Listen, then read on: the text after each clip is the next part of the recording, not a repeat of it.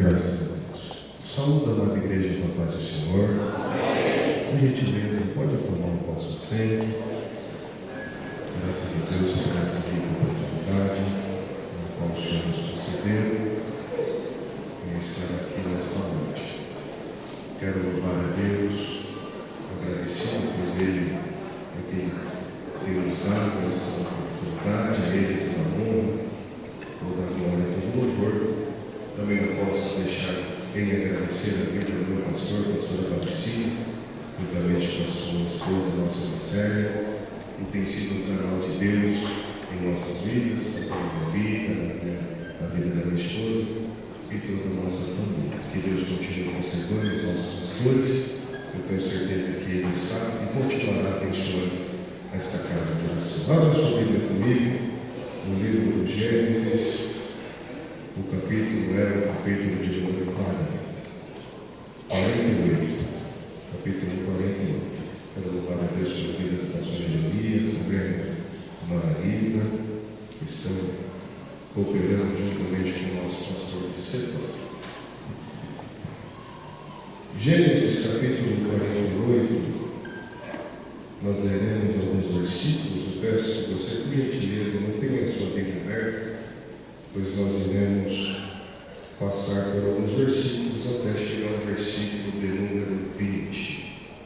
Quem encontrou, diga amém. Assim está escrito, versículo 1, no capítulo 48 do livro do Gênesis. E aconteceu, depois destas coisas, que alguém disse a José: eis que teu pai está enfermo. Então tomou consigo os seus dois filhos, Manassés e Efraim. Versículo 8. Israel viu os filhos de José e disse: quem são estes? E José disse ao seu pai: eles são os meus filhos, que Deus lhe tem dado aqui.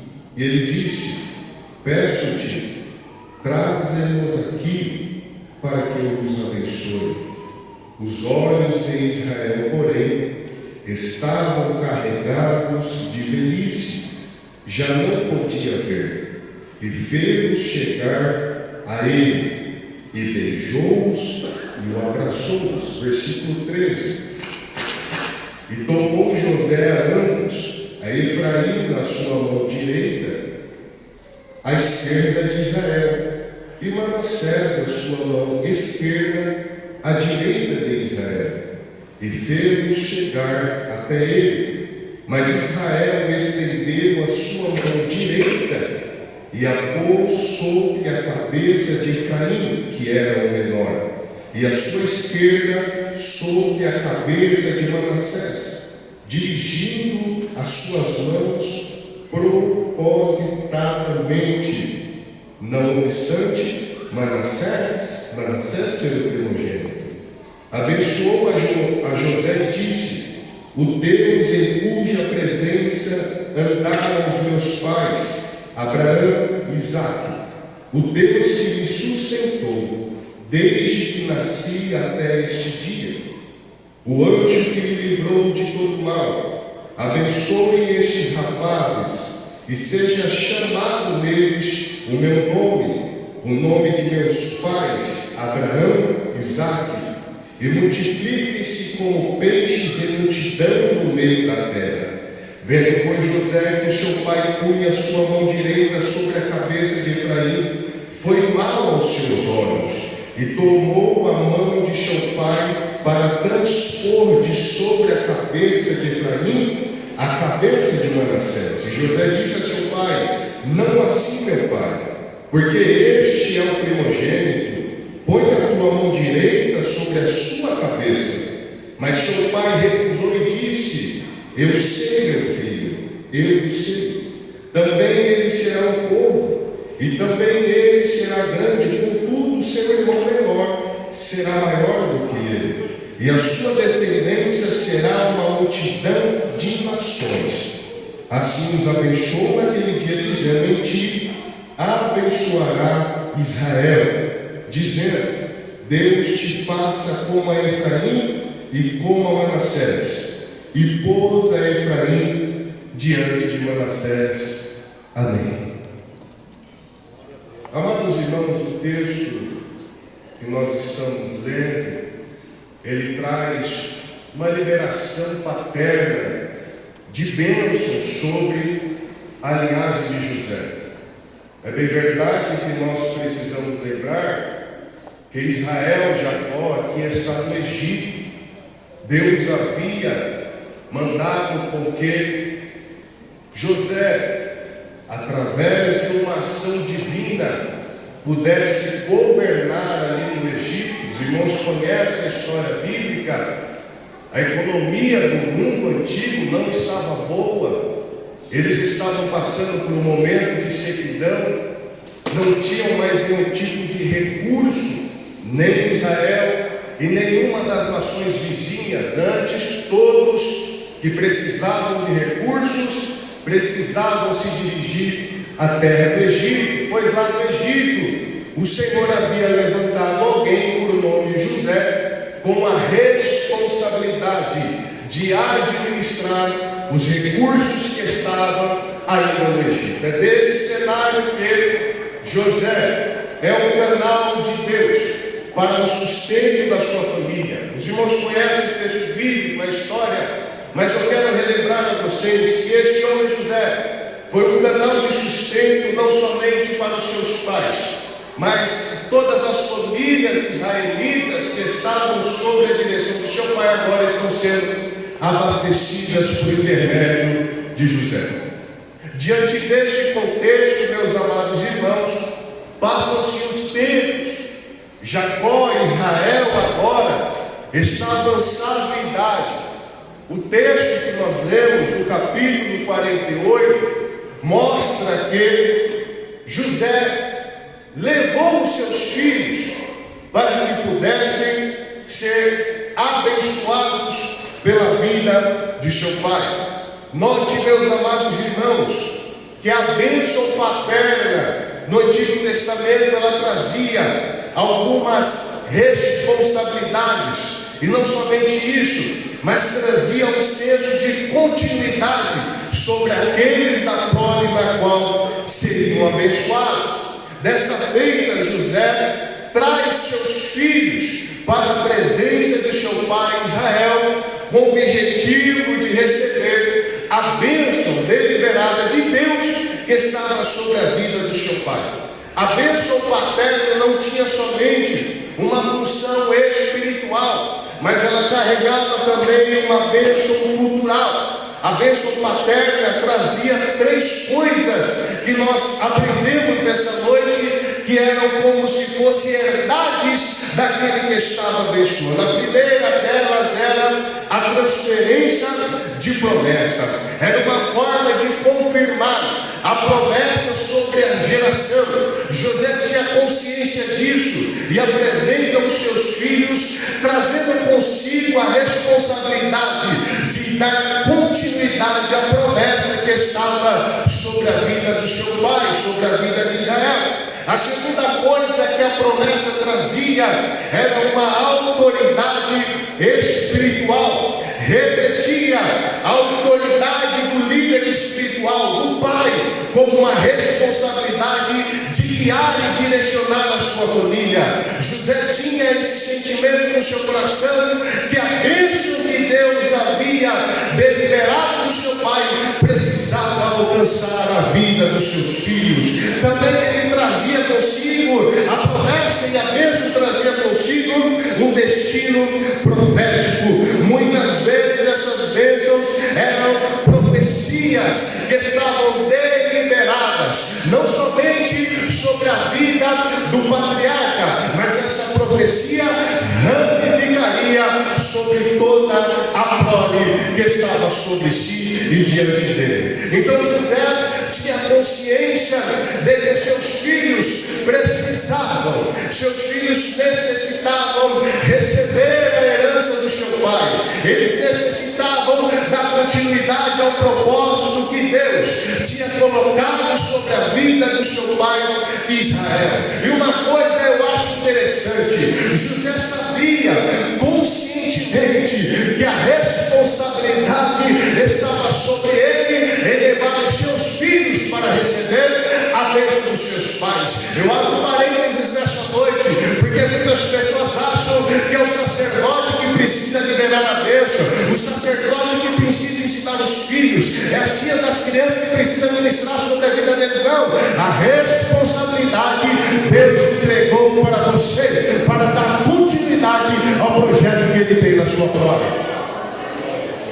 Esse senso de responsabilidade está sobre a vida de José.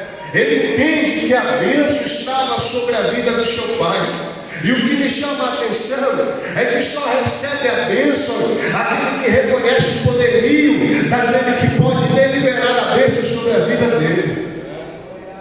José sabia que ele estava à disposição da bênção daquele que tinha tido um encontro com Deus no vale de Jaboque. José sabia que a bênção que estava sobre a vida do seu pai, ela ramificaria sobre a sua vida e sobre a vida dos seus filhos.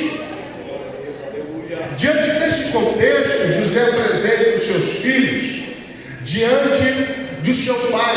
Mas nós precisamos relembrar, meus amados irmãos, o cenário que Israel estava. Ele estava doente. O texto sagrado nos diz que ele estava velho em idade e os seus olhos enfraquecidos. É nessa situação que Israel se encontra para abençoar a vida da sua prole.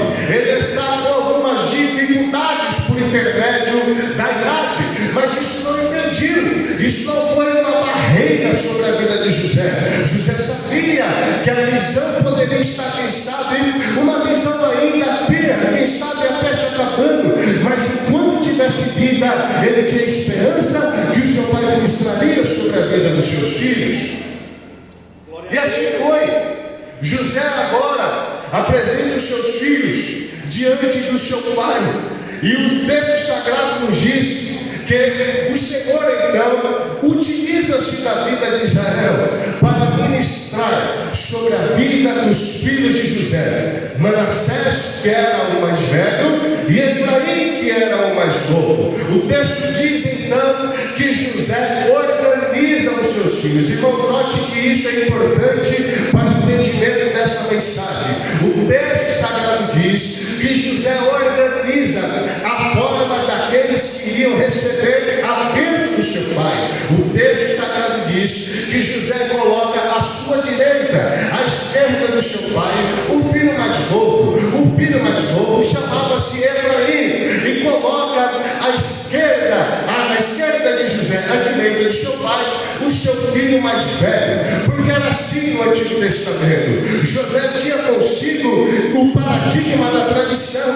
O paradigma ou a tradição dizia que a responsabilidade da bênção estava sobre a vida do primogênito, assim como foi com o seu irmão Judá, que era o primogênito da sua família. Ele era o responsável de receber a bênção. José então organiza os seus filhos diante do seu pai, de tal modo que o seu pai apenas estenda as mãos e abençoa os seus filhos. E foi assim que Israel fez. Mas o texto sagrado nos diz que Israel trocou as mãos na hora de abençoar os filhos. Israel agora, na hora de abençoar os seus netos, ele troca as mãos. A tradição dizia que o menor, ele seria abençoado após o maior. A bênção maior estava sobre a vida do primogênito. Mas note, meus amados irmãos, a cena que José está vendo. José está vendo o seu pai trocando as mãos na hora de abençoar. Isso aqui, irmãos, é um ponto importante, porque José tinha organizado, José tinha estabelecido, José tinha apresentado diante de Deus a forma da tradição que era para ser abençoado a sua prole. Mas o que me chama a atenção é que Deus quebra o paradigma diante desse contexto. Mas como assim, pastor José? Deus quebra a tradição. tradição neste contexto, porque ele não abençoa conforme a nossa visão da tradição, mas ele é especialista em quebrar paradigmas para abençoar os seus filhos. O que me chama a atenção é o senso de organização que estava sobre José. Eu vou colocar Manassés aqui, eu vou colocar Efraim aqui, e meu pai não custará nada, só estenderá suas mãos e abençoará minha prole. Quantas as vezes, meus amados irmãos, nós estamos como José, tentando organizar a bênção diante de Deus. A gente faz tudo para tentar ajudar a Deus a abençoar aquilo que já está liberado sobre nós. Quer saber de uma coisa? Às vezes a gente quer fazer até como Sara, tentar ajudar o Senhor a ministrar a bênção que Ele já liberou sobre as nossas vidas. Mas sabe o que eu aprendo aqui nesta noite? O Senhor às vezes irá nos frustrar, porque Ele que detém sobre nós a responsabilidade de dar continuidade no propósito e no projeto que já está liberado sobre a sua vida. E não se frustre nessa noite não, porque Ele sabe qual é o caminho melhor para que você siga. A quebra de paradigma machuca, porque a gente formula como será em nossa mente que o Senhor agirá em nosso favor. Quantas vezes a gente, de uma forma estratégica, se apresenta dizendo: Senhor, eu quero que o Senhor faça desse jeito, dessa maneira e dessa forma. E o Senhor diz: não é desse jeito, não é dessa maneira, não é desta forma. Eu detenho autoridade sobre a sua. Quem sabe você chegou aqui nesta noite com um planejamento estratégico na virada do ano. Como assim, pastor José? Nas viradas do ano a gente pega o papel. No primeiro dia do ano você, quem sabe, organizou: Senhor, eu quero que nesse ano aconteça isso, eu quero que aconteça aquilo. E o Senhor, Ele vai ver os seus planos, os seus projetos, porque não são conforme aquilo que Ele quer para nós, mas é a nossa vontade que está sendo colocada diante dEle. Mas eu venho pregar para alguém que está vivendo o ano da dependência aqui nessa noite. Eu quero pregar para alguém que não somente planejou, não é bom planejar, é necessário, mas o mais necessário é pedir para que o Senhor seja responsável por dirigir o nosso planejamento. A mudança que Deus tem para nós às vezes não é agradável. O texto sagrado diz que essa movimentação das mãos de Israel não foi agradável a José. Ele ficou preocupado, e o texto sagrado nos diz que José, no momento que Israel está deliberando a bênção sobre a vida do menor, José vai lá tentar trocar a mão. Ei, meu amado irmão, não coloque a mão naquilo que Deus já determinou, não, viu? Não coloque a mão naquilo que Ele já tem organizado, não, viu? Ah, mas não está do meu jeito, não está do seu jeito, mas está do jeito dele, que importa é isso.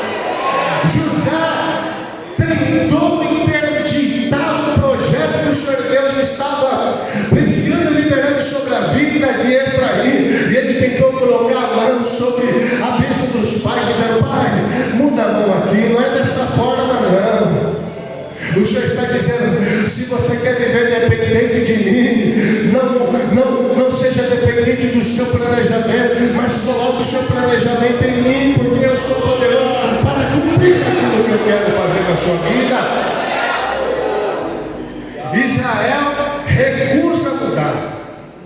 Irmãos, quem está sob a direção de Deus, quem está recebendo da parte de Deus, não dá trela para alguém que quer mudar o projeto de Deus, não, viu?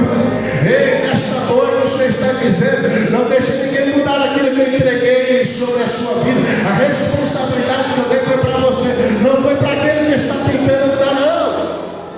José tentou mudar, tentou organizar. Israel disse: não, meu filho, eu sei o que eu estou fazendo.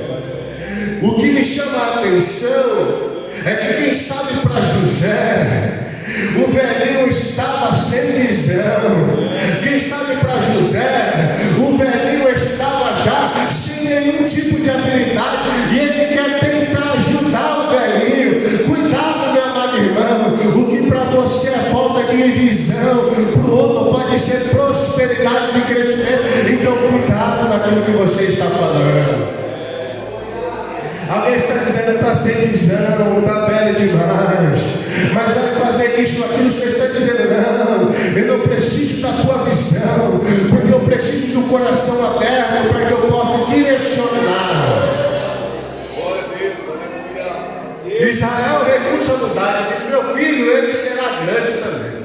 Manassés será grande. O texto sagrado nos diz em Josué capítulo 17, que grande foi a herdade que Manassés recebeu naquele contexto por intermédio da vida de Josué e Canaã. Mas maior foi a promessa que estava sobre a vida de Efraim. Tal promessa foi responsável por gerar Josué, o responsável por libertar o povo que estava aqui no Egito e levar para a terra prometida. O que me chama a atenção é que a grandeza que Deus tem preparada para nós não está limitada à nossa maneira de ver, porque a nossa maneira de ver coloca as limitações na frente. O Senhor delibera a palavra sobre nós e a gente se apresenta dizendo, Senhor, mas eu não tenho habilidade, eu não tenho capacidade, eu não tenho recurso financeiro. Como isso se dará? O Senhor não está preocupado com a sua habilidade, com o seu recurso financeiro. O Senhor está preocupado se você quer viver na dependência dEle. O texto, Provérbios capítulo 3, versículos 5 e 6 diz assim: confia no Senhor de todo o teu coração e não te apoie no teu próprio entendimento. Reconheça o Senhor em todos os teus caminhos e Ele endireitará as suas veredas. Meu amado irmão, chega de tentar agir com seus próprios braços. É necessário deixar com que o Espírito direcione a sua maneira de viver. Eu falei aqui um pouquinho sobre a palavra chamada paradigma. E o que significa a palavra paradigma? A palavra paradigma é perspectivas de vida que temos, que obtemos durante o nosso desenvolvimento. Nós crescemos e carregamos consigo alguns paradigmas. Entre eles, alguns estão ligados à nossa perspectiva de vida. Nós olhamos para quem nós somos hoje, identificamos a nossa perspectiva e dizemos: olha, eu tenho um paradigma, e o meu paradigma é: eu sou de família humilde, eu não tenho condição financeira, Senhor, eu não sou vocacionado a isso. Os paradigmas, eles vêm colocar limitações nas nossas vidas. Mas eu conheço um Deus que quebra paradigma na noite desse dia. E eu tenho alguns testemunhos aqui, eu tenho certeza que o Espírito já tem falado nessa noite, mas o Senhor fala no meu coração: é noite de eu começar a quebrar paradigmas que estão crescendo na vida de alguém. Tem alguém aqui que chegou dizendo: Senhor, mas a minha família é assim há tanto tempo, eu estou seguindo essa visão há tanto tempo, o que o Senhor trouxe para mim, será que essa promessa mesmo? O Senhor está dizendo: sou eu que quebro o paradigma na Assembleia de Deus, no Ministério de Belém, enterrados na noite desse dia. O Senhor liberou uma palavra sobre a sua vida e o seu paradigma tem tentado impedir aquilo que Ele tem preparado para você.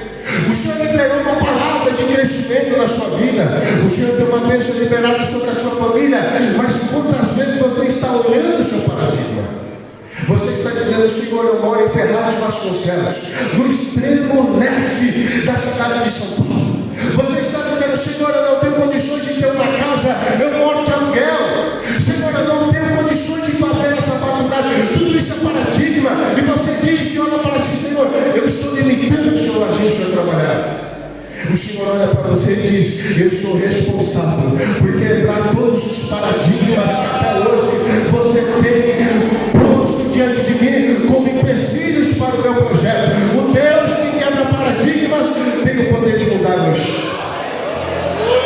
Alguém está dizendo nesta noite: ei, esta família aí casar, vai viver solteirão. O Senhor está dizendo, o Deus que quebra paradigmas aqui está nesta noite para mudar a situação. Tem alguém que está dizendo, não vai casar porque não tem recurso, não tem problema.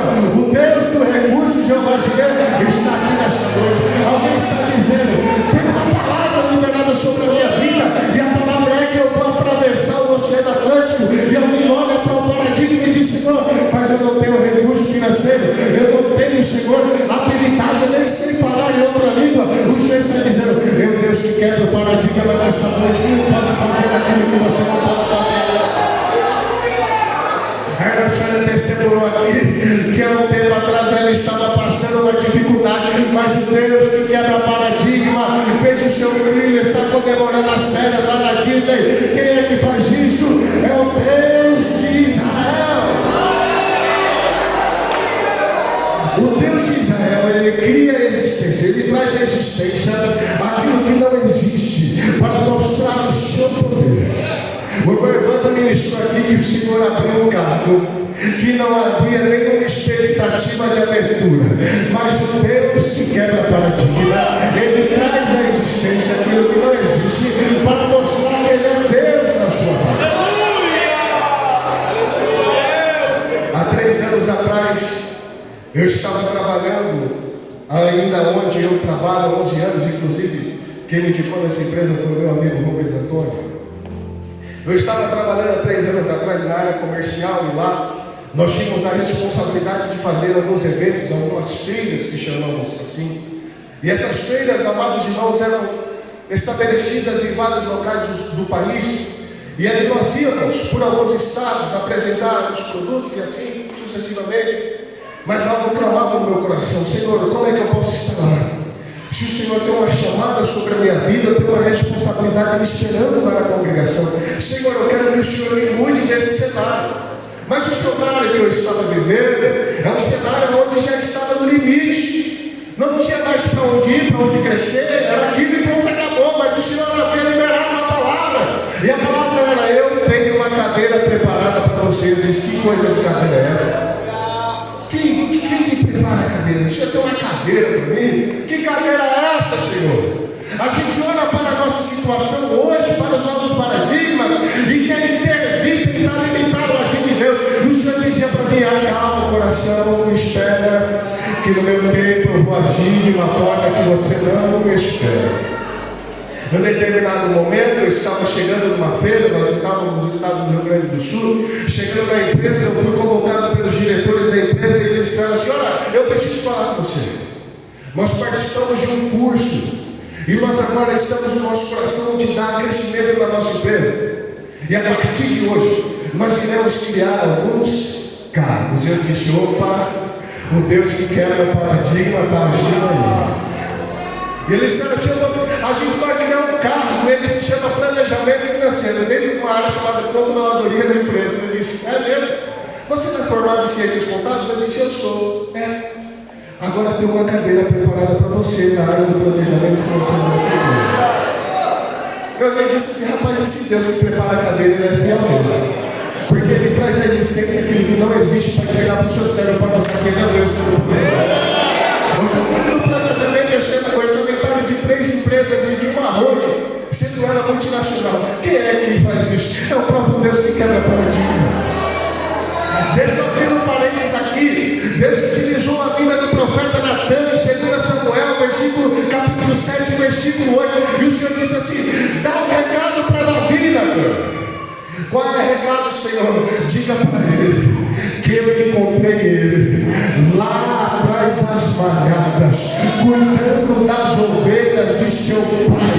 Eu estou pregando para alguém aqui que está se sentindo atrás das malhadas, com os paradigmas impeditivos para a promessa de Deus. Mas o Senhor está dizendo, eu te vi atrás das malhadas e de lá te tiro hoje. Prega a Deus pela minha boca para te dizer, ele te tirará das trás das malhadas para mostrar que ele é o Deus grande na sua vida. Deus tem o poder de fazer aquilo que o homem não pode fazer. Ele que encontrou Davi e deliberou uma bênção sobre a vida de Israel, para que ele pudesse ministrar sobre a vida dos seus netos. Mas nós precisamos aprender uma coisa: nós precisamos ser dependentes desse Deus. Me resta 5 minutos, eu quero que você se coloque sobre o seu pé.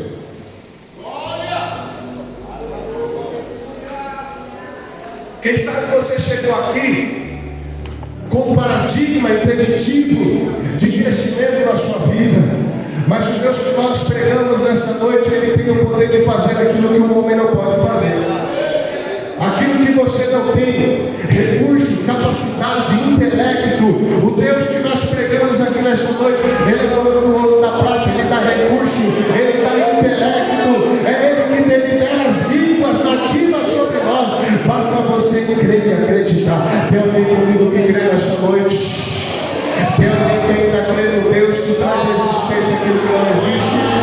Eu quero saber nesta noite se adentrou alguém aqui que está sem perspectiva, se adentrou alguém aqui que está passando por um momento difícil, está olhando para si dizendo: olha, agora não tem mais jeito para a minha vida, agora eu preciso tirar ela, porque eu já não tenho perspectiva nenhuma. Se você chegou aqui assim nesta noite, eu te digo que ainda há esperança para você, porque o Deus que quebra paradigmas está aqui na noite deste dia. Eu quero falar com você que chegou nesse cenário, eu quero fazer uma oração por você.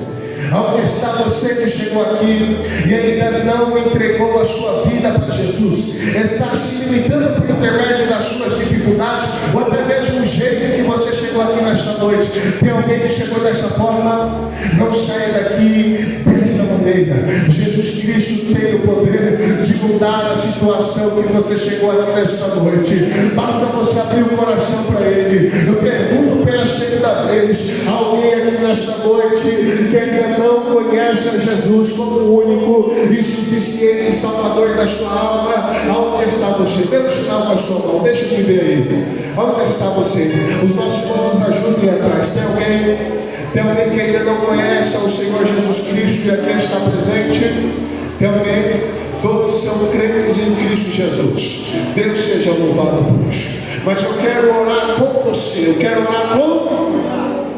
Neste momento eu quero apresentar a Deus, ao nosso Deus, aquele problema que para você parece que não tem jeito, aquele paradigma que tem impedido o trabalhar de Deus na sua vida. Eu quero apresentar diante de Deus nessa noite essa situação, pedindo para que o Senhor intervenha hoje. O Deus que já pode operar hoje. Tem alguém nessa noite que quer receber a oração para que o Senhor intervenha nessa situação e o Deus de paradigma quebre aquilo que precisa ser quebrado hoje? Tem alguém? Se tiver, sai do seu lugar agora. Eu estou falando só com quem tem atitude de se apresentar diante de Deus. Se você tiver atitude, sai do seu lugar. Se você não tiver, fique aí por gentileza, porque o texto sagrado diz que sem fé é impossível agradar a Deus. Se você tiver fé, o Deus que quebra paradigmas hoje. Quem quer casar aí com jovens, que está sem perspectiva, sai do lugar, não fica aí não. Vem para cá que Jesus pode fazer aquilo que o homem não pode fazer. Quem quiser entrar na Universidade Federal está perdendo, viu? Tem porta aberta de Universidade Federal nessa noite, mas é necessário você abrir o coração. Tem alguém que quer? Tem alguém que quer? Quero convidar a irmã Graça aqui. Ela vai estar ouvindo, nós vamos orar com vocês.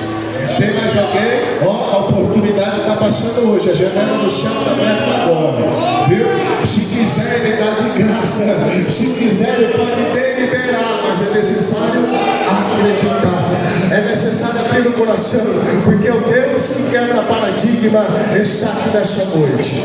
Quantas vezes a gente se apresenta ao Senhor colocando as nossas limitações? Ele não quer saber das suas limitações. Ele quer saber se você está disposto a abrir o coração diante da dependência dele.